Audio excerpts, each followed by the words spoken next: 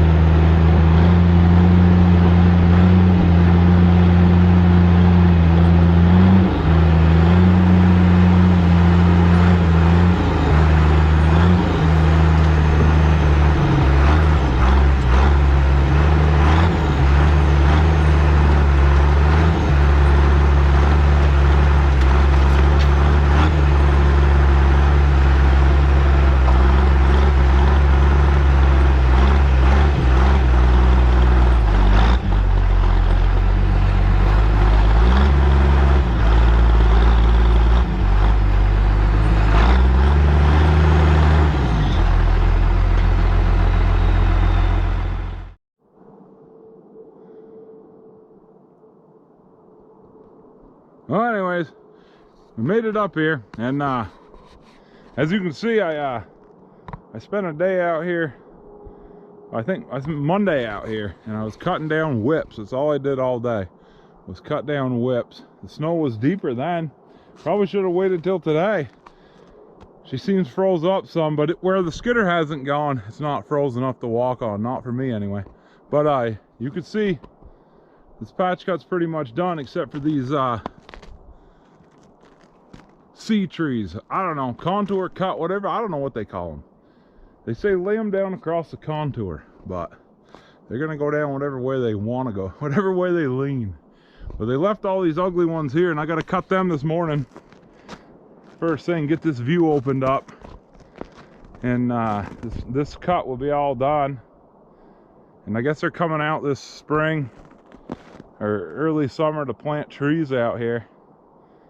But anyway, so that's what we got for today. Then I'm gonna go up back in that junk beech cut and cut a hitch or something to bring to the landing, and I'll be done for the season. But anyways, so we're gonna start with this one here, and I'll go over there and show you what the problem is with it, and hopefully it all goes good. All right, so this tree is ugly. Look at this. I hate cutting trees like this. See over here, I mean, yeah, this thing is not good. And then look at the top in this thing. I don't know if you can see that. That thing is massive. I don't know why it hasn't fell over before. But yeah, so I gotta cut this tree and leave it on the ground. If it was up to me, I'd leave it standing. Let's see if we can get up here. Boy, the snow isn't very nice where I haven't already been. Oh yeah. There's the top. That thing is just nasty. So it's kind of like that one I cut down there that blew up. I made a short on that. It's a lot bigger than that one, but it's the same idea. So I'm gonna do a little different because this one is so big. That one down there I didn't care about. I didn't care if it blew up. I threw a chain on it so I wouldn't get killed. But this one here is big and dangerous. So I'm gonna put a chain on it just in case it goes south. But I'm gonna try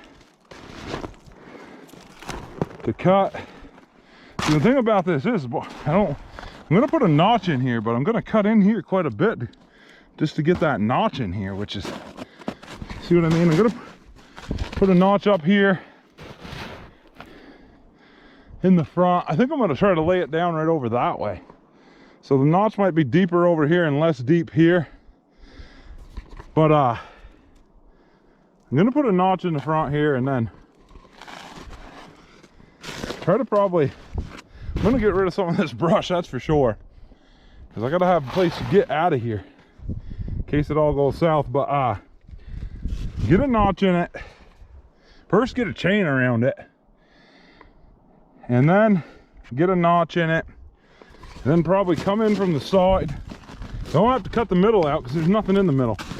Come in from the side, like right here, and cut towards the notch, and then leave this on the back here. Call it trigger wood, I guess. That's what I call it. I don't know, I took this class called Game of Logging for a couple courses because they were making us do it so we could send pulp to the Ticonderoga mill. And they do all this fancy cutting. They put a wedge in every tree and use trigger wood. I don't know. I don't think that stuff is necessary. Slows you down and it's aggravating. But right here, it's good to know that stuff for something like this. I'm gonna come in from this side, cut that out, leave the back, and then hit the back and send it. So anyways, hopefully this all goes good. I'm gonna get some of this brush out of here and get the cameras in here and put a chain on this tree, and hopefully this goes well. So here's a better view of the top. So that's the tree. It's got a massive top in it. Anyway, so let's get this thing on the ground. Listen to this thing. See that? It's hollow. I mean, it doesn't even sound like there's any good meat on this thing.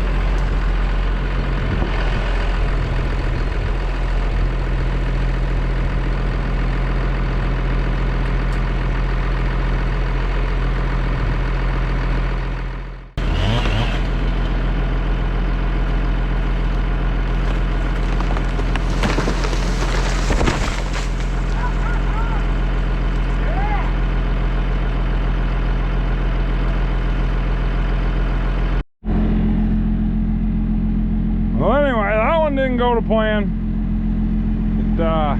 Too much rotten wood, and I cut too much on this side here, and there weren't enough holding it here because it was leaning hard over there where it ended up.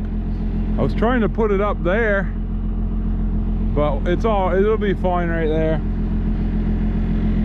But yeah, that one really didn't go to plan. I said, well, I see that thing start splitting. I said, I'm getting the hell out of here, hanging out with this thing. These rotten trees, I hate cutting rotten trees. You can't always predict them.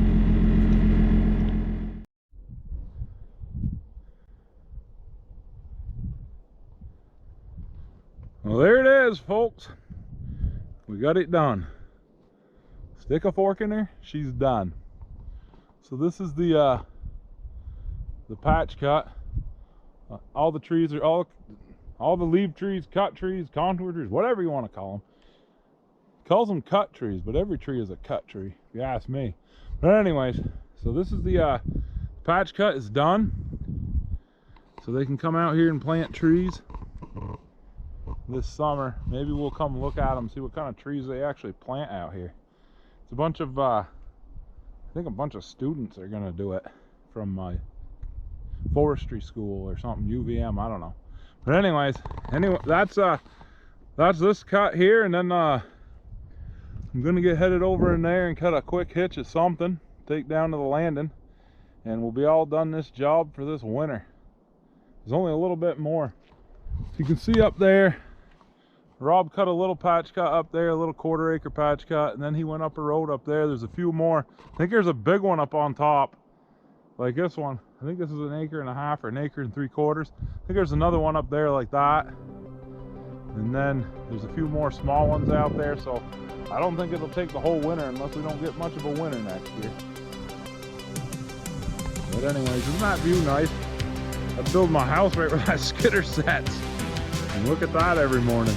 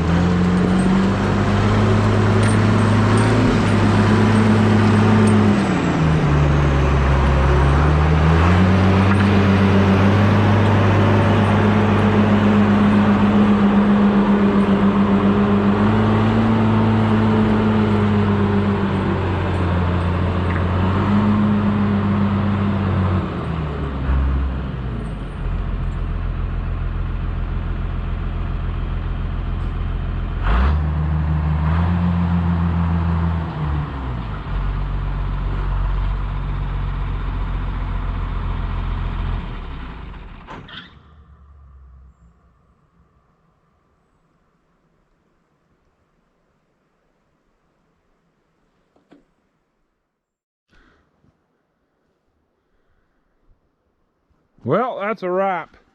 This winter's in the books, and I won't be back over here until the ground hardens up. So I don't know.